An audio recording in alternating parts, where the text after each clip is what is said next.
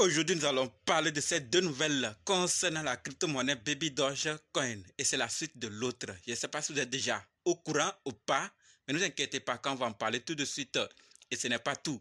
Nous allons aussi parler du Royaume-Uni, de Trump Card, de DTCC et de la sénatrice. Qu'est-ce qu'elle dit et qu'est-ce que nous devons faire?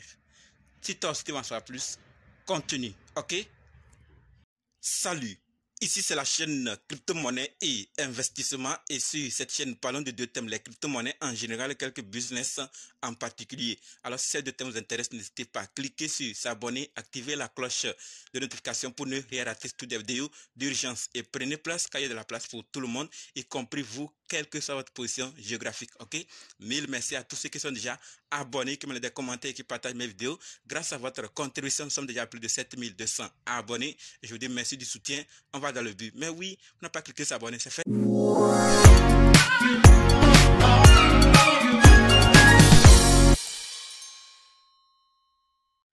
Comme dit, nous allons parler de ces nouvelles. Nous allons d'abord parler du Royaume-Uni, ensuite de Trump Card, de DTCC, de la sénatrice et finir avec ces deux nouvelles concernant la crypto-monnaie Baby Dogecoin. Donc, restez jusqu'à la fin pour qu'ensemble on puisse découvrir ces nouvelles et prendre nos dispositions. Ok? Par rapport au Royaume-Uni, ce que nous devons savoir, c'est que les autorités du Royaume-Uni peuvent désormais saisir, geler et détruire les crypto-monnaies détenues par des criminels sans procéder à des arrestations. D'accord? La National Crime Agency, NCA, et la police du Royaume-Uni ne seront plus tenus de procéder à une arrestation avant de saisir des avoirs crypto des criminels. Les forces de l'ordre britannique seront également en mesure de détruire un actif crypto si son retour à la circulation est jugé préjudiciable au bien public. Donc si c'est préjudiciable au bien public, ils vont le détruire. Mais les autorités peuvent également transférer les crypto-monnaies illicites saisies dans des wallets sous leur contrôle. Ces réformes renforcent également notre sécurité nationale.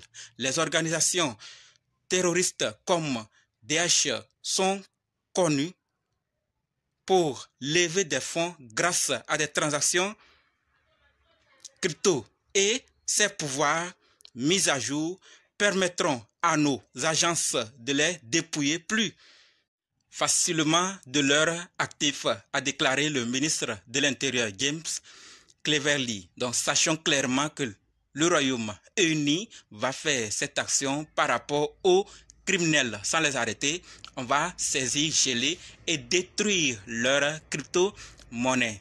Qu'est-ce qui va arriver après? C'est l'avenir qui nous le dira. Passons à la deuxième nouvelle qui concerne Trump Card. Et là, ce que nous devons savoir, c'est que Trump Card annonce qu'une carte à collectionner sur Donald Trump est désormais disponible sur Bitcoin Ordinal. Aujourd'hui, nous avons officiellement inscrit la toute première carte à collectionner numérique de Trump sur Bitcoin Ordinal. Donc Trump, nous voyons qu'il est en train de s'imposer dans le numérique. Il crée, chaque fois qu'il y a une technologie qu'il la saisit pour entrer avec, il se hisse dedans, il saisit l'opportunité et il continue aussi de se faire ce qu'il veut ou arriver où il veut en arriver. Donc la nouvelle est sortie, ceux qui veulent en savoir plus, allez chercher sur Trump Card. Ok? Passons à la troisième nouvelle qui concerne DTCC. Et ce que nous devons savoir, c'est que à partir de mardi, la DTCC appliquera une décompte de 100% à tous les investisseurs en crypto. Les entreprises ne seront plus autorisées à utiliser les crypto-monnaies comme garantie, y compris les ETF. Là encore, il faut réfléchir. Qu'est-ce qui va se passer avec ces entreprises ou ceux qui investissent en crypto? Point d'interrogation. Et même la DTCC, qu'est-ce qui va se passer à l'avenir? Parce que quand les gens vont voir ces genres de principes, vont pas-ils quitter? Est-ce qu'ils vont continuer avec eux? point d'interrogation parce que nous voyons que plus il y a de restrictions, plus les plateformes crypto vont fuir dans le pays ou dans le milieu où là où il y a ces genres de plateformes ou sociétés ou institutions qui mettent trop d'exigences. Donc à l'heure là, les gens veulent là où c'est un peu mieux. Pas forcément sans réglementation, mais là où c'est un peu mieux quand même. Chacun évalue. S'il vient, je vais manger combien dedans. S'il vient, je m'arrange avec vous. Je vais manger combien. Donc, sachons-le clairement que ces genres de décisions, ces genres d'informations peuvent nous aider à voir où déposer ou où ne pas déposer nos cryptos. D'accord? Dans quel pays aller, dans quel pays faire quoi que ce soit. Parce que au-delà de ça, les échanges centralisés aussi auront leur part à jouer ici. Ils doivent décider si vous avez ça dans le pays en question et que ce n'est plus possible. Il vous faut rapidement sortir. Si vous n'avez pas l'information, c'est fini. Si vous n'avez pas l'information que telle institution a décidé telle et a pris telle décision, vous allez rester pensant que vos cryptos sont en sécurité dans le pays alors que les autorités ont déjà ou les réglementaires ont déjà pris notre décision. Donc, il est important de suivre les informations parce qu'un jour, en voulant rentrer et toucher vos cryptos, voir que quoi, ou bien faire quoi que ce soit, vous allez remarquer que ce n'est plus possible. Pourquoi? Parce qu'il y a une règle qui a enfreint votre échange centralisé ou votre plateforme préférée. Passons maintenant à la quatrième nouvelle qui concerne la sénatrice.